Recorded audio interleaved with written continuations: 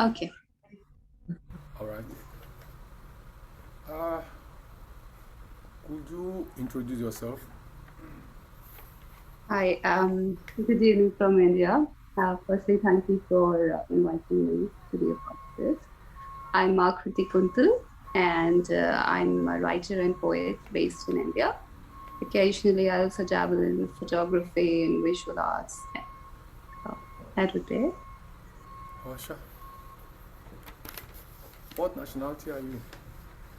I'm Indian. I'm sorry? India, India. Okay, okay. For you, what was growing up like?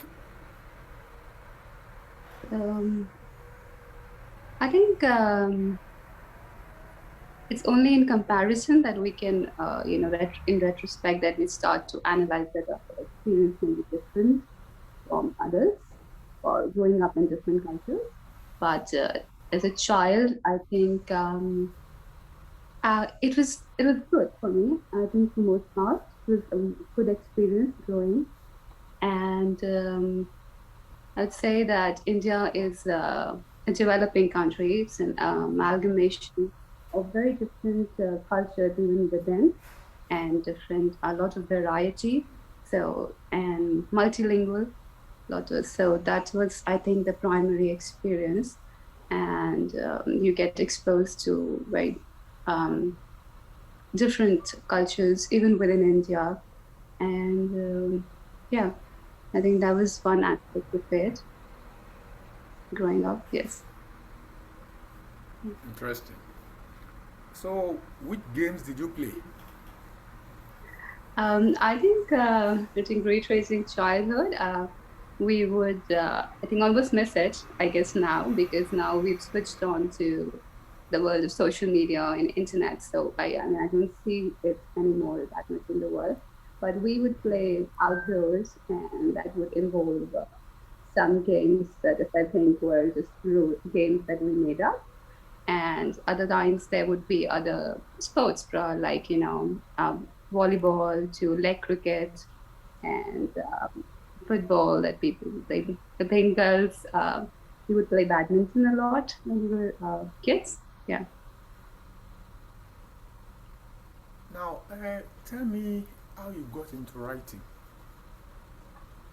I think personally I feel it's not as much as a choice or an intentional career choice, as much more as a spontaneous urge to create. And I think it started around school, during my school years. So I started reading. That's when I started was got exposure to poetry. But mostly, I think writing came more spontaneously. It was a way for me to connect to everything around me. It is still a way to connect to myself and everything around me. And I think it feels more.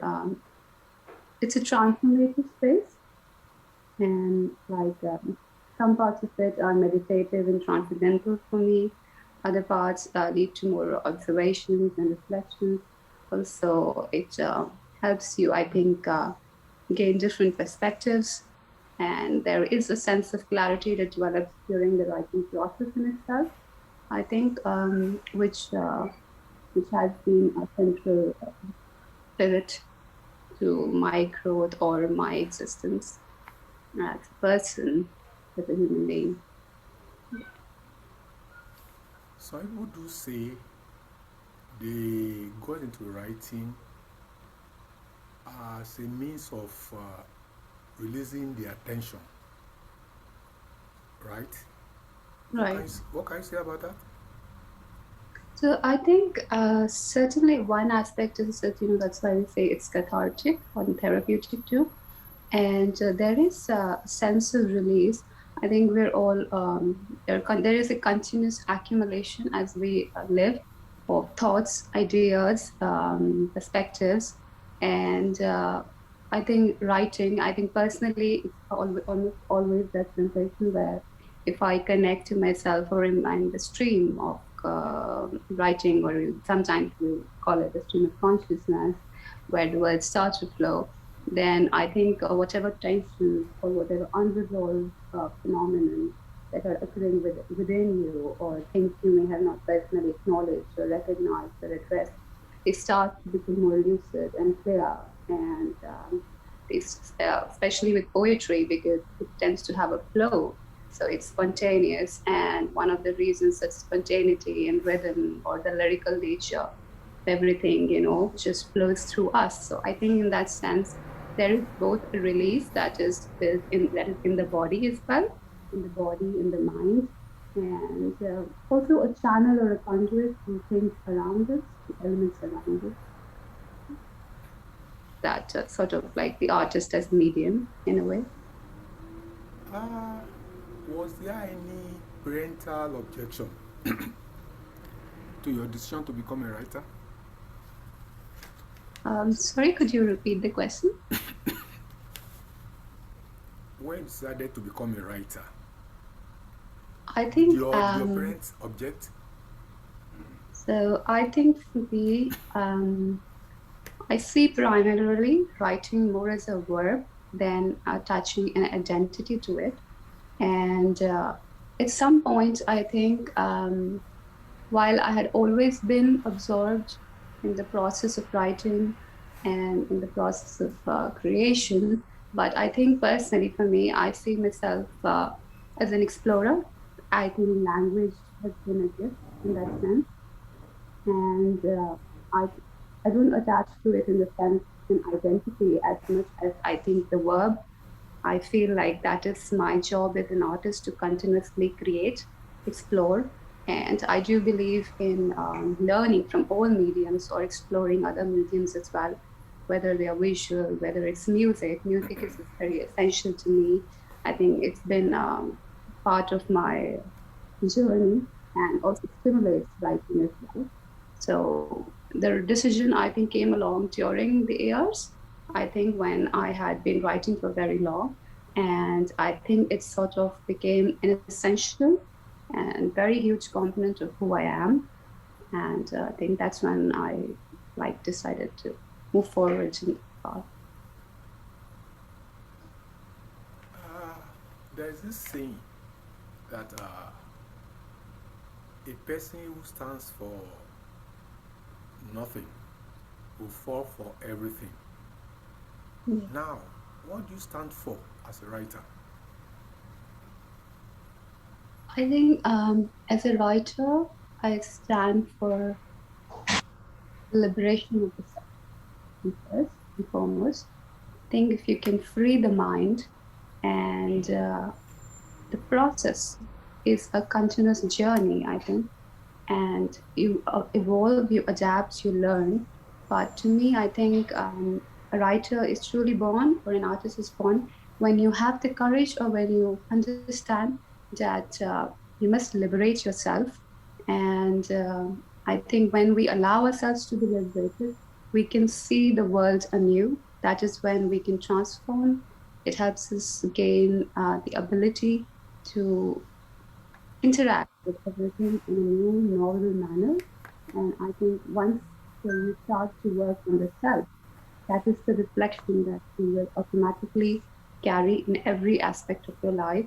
So, as a writer and poet, whether if I'm standing up for, if it's about activism, or if it's a political issue, if it's a feminist issue, or it goes into the realms of existentialism or spirituality, I think it's when you're true to yourself and growing in the self, and all of those things will come as consequences of who you are.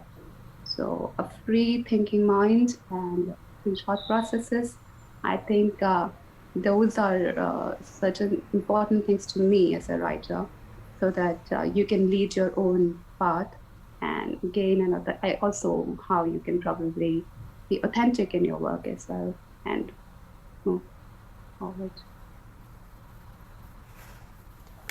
Uh, you are described as a multidisciplinary artist. What other things do you do?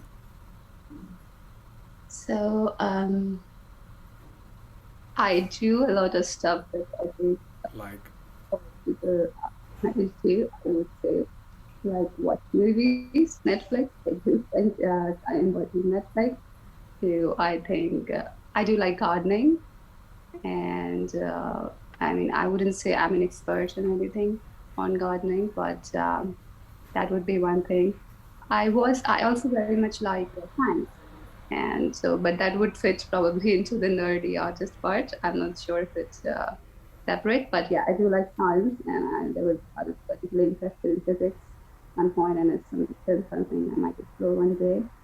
And yeah, so I think in general, I think most is interesting. I wouldn't say it's confined to just art. And even if it's mathematics, I think there's something interesting about it. Or like if my freelance writing involves blockchain to cryptocurrency, I wouldn't. I mean, I do engage in that. So that is there. Now, how do you manage it that one doesn't disturb the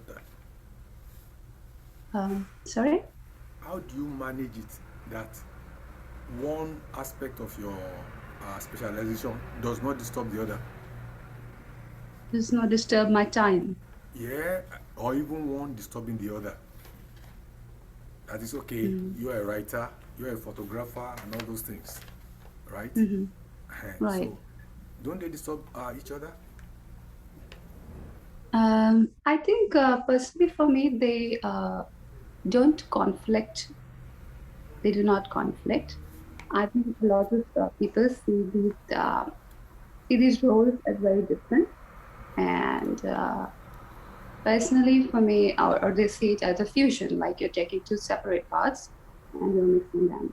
But I think that is not how I see them, and that's never been my way of seeing. So, frankly, even physics and poetry and music, they're all interlinked. They're not different categories.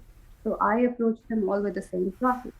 So if even if it's geometry, it's visual harmony, and the music skills include mathematics, and it includes the poetry. Poetry is linked to music. So not everything is as separate as you usually think it is. It's just how you allow yourself to see it. I think it's more based on the perspective with which you're approaching something than. And of course, that can be individual, and it will vary from artist to artist, to writer, to individual to individual. But my personal approach, I think it stems from the same source for me, and I don't feel any conflict between any most of venues of art, disciplines of art, basically. Have you published any book or even books? So I do have work published in anthologies and literary magazines, etc. But as of now, right now, I have my debut poetry collection, which is ready, Okay. and I do have a lot of poems which are currently in chapbooks, which I hope to publish very soon. Oh, that's awesome. Yes, I look forward to it very much. Okay. I understand you received some prizes. Yes. Tell us about them. So I've been grateful to have received these prizes. I think they include the Real International Poetry Prize and the Oral Poetry Awards and nomination for the Best Internet. I think personally, the poetry community, wouldn't say appreciation is not just acknowledgement and support from the community in itself. It does help us as poets and writers to grow forward. And these are awards where I had sent my poems, or would be picked up from a magazine and selected. And I'm grateful to the editors, the writers who invested their time and who thought, those my work to be worthy of these awards. And I'm I'm grateful. I think. Yeah. What do you think about wars? About Wars. wars. Yeah. People fighting wars. Yeah, I think it's a dismal state that even after so many years, like centuries or decades, that as humanity, we tend to return to this, that we start fighting wars again. And it's disturbing, and it's very, very, very sad. I think the losses are primarily bared by the common man everywhere, and they will be borne by all ordinary people, people like us, women, children, and it's one of the aspects of humanity that is hard to reconcile with. Why we do not learn from history. We know that it is self-destructive, but I think in the illusion of power or its chase, and there's always that going on. So we've had nuclear wars. I mean, we have seen the destruction, and yet we follow those paths. So I think as a species in itself, we remain divided. And again, the poorer people and the weaker have to bear the brunt of it. Just because I think at the end of the day, it's about greed, power, and I think that's the root. And then again, it leads to for these terrible consequences. So it's just very difficult when you get deep into it, when you see the suffering. I think it had been when I was 15 or 16, and it is part of something that you go through as a phase. I went through as a phase as to how to reconcile with the excessive amount of suffering that does exist. And but in the end, I think what we can do is change ourselves and probably do whatever we can in the process to at least steer it towards a different path. So, I think it's a vast topic to speak on wars in general and how they affect humanity and the root of them, and even now how it is. And, so I think mostly it disheartens us, and we a lot as ordinary as the middle, ordinary people or people who don't have that much power and control over this. We are all disillusioned by their state, but also somewhere I think there's a sense of helplessness as well. And whatever we can do, I think we do. But then it feels like it's too much at the moment when it's suffering, and no one individual is to order that reality, while everyone just gets steeped in the path of destruction and suffering. Okay, let me ask you a question or another question uh, concerning the Russian war or Russian invasion of Ukraine. Don't you think they ought to settle it on a table, on a meeting table? Definitely, definitely. I think it's almost surprising that suddenly we made progress.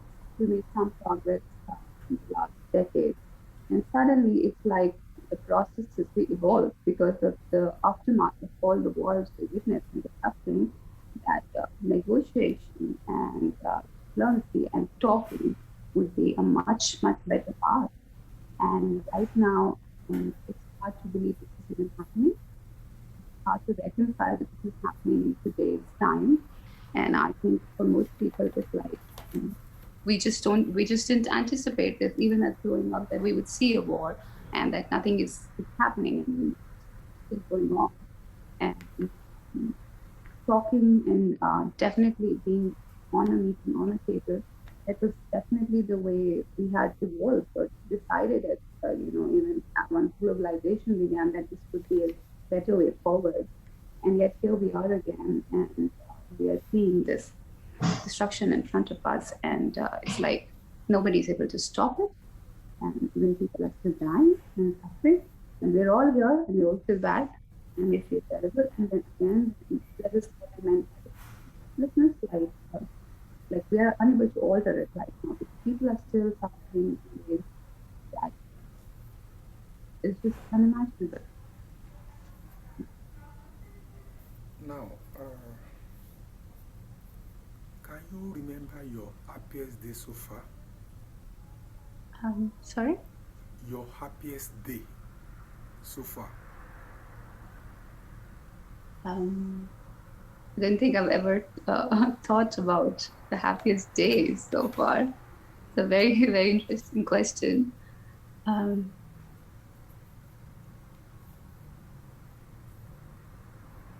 I think I'm not certain at point to my day, but I would say there are moments in life that would have been my happy. I think they would include, they do include solitude, moments of solitude, as well as moments of beautiful companionship. Um, so I think those would be the sources there. So I think even moments of writing or personal moments, sometimes just being in nature have been the most blissful moments. And with even with fellow artists, right? Or with your friends and family, there are always, I think, memories and moments attached. If I think truly, if I think if you go deeper, I feel like childhood has a sense of nostalgia for me, and there was this um, carefree, carefree nature that one has when they are enduring those years, which I think has a certain joy to it, which we seem to lack once we, I think, grow up. So I think some moments from my childhood, even if they are not particularly special, they just instantly make me feel happy and or remind me of happiness or true happiness. And some would be the ones I just mentioned or shared with you that revolved around those moments of solitude and companionship and conversation. You may choose not to answer the question I'm going to ask I am next. trying to think what would be the happiest. Okay, you are still trying to think? I tried to think which is the happiest day, and this just seems a very hard to pick a day from your entire life. That is, all as happy to. Um,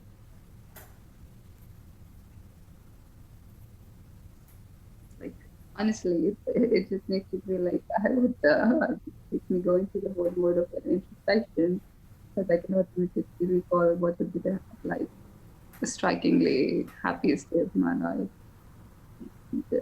That's why I went for moments. Like I can remember moments, but I am not honestly sure there is one day that I would tell as this is the happiest day of my life.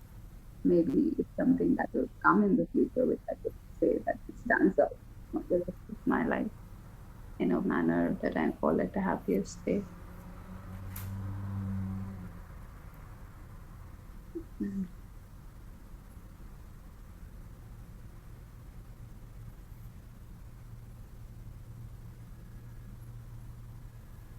You don't remember? I don't know. Okay, okay. Now, uh, let me ask you, what's the role of the writer in society? Um, I think part of my writing process involved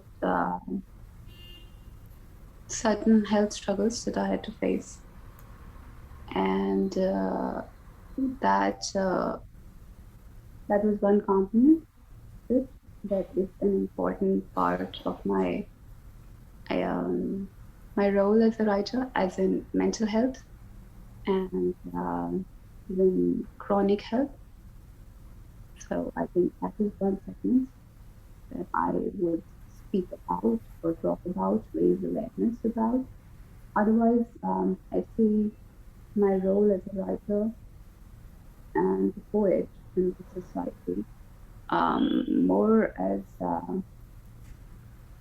I think poems are offerings that we offer to this universe, to the society, and um, my role, I feel personally, or at least my journey, or how I see it, is to create, is to follow the path, and whatever I learn, whatever has, whatever I learn, is to basically share it with the world, whatever I'm learning, whatever I'm experiencing, and hoping that whoever faces these situations and these struggles may also resonate with them and find the same peace or solace, and at the same time discover the same beauty and experiences the way I have found refuge in many poets and many writers. And I think what literature does for the world is you feel that deep sense of resonance, and it helps you grow and it helps you unlock your pain at times. And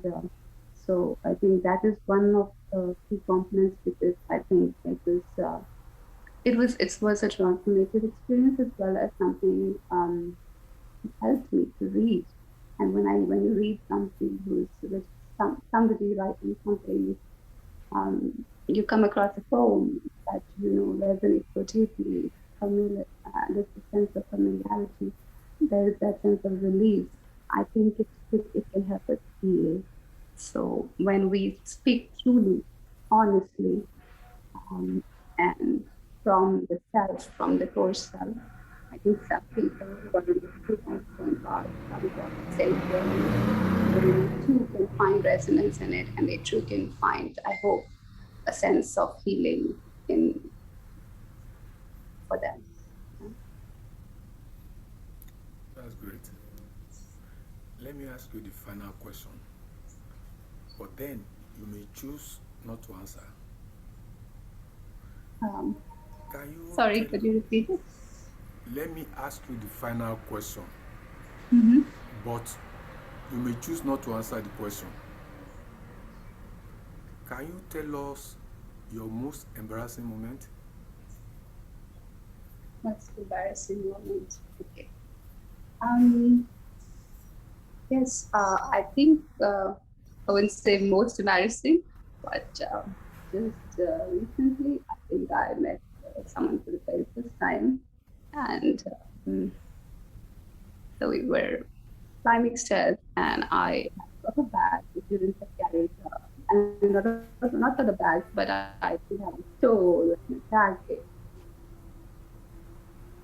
And in the middle of the street, I just tripped because I think I'm carrying stuff around, and then I should have. So I think because it happened yesterday, so I think it's there in my mind. It's sort of embarrassing and funny. So funny. But, yeah. Um, Otherwise,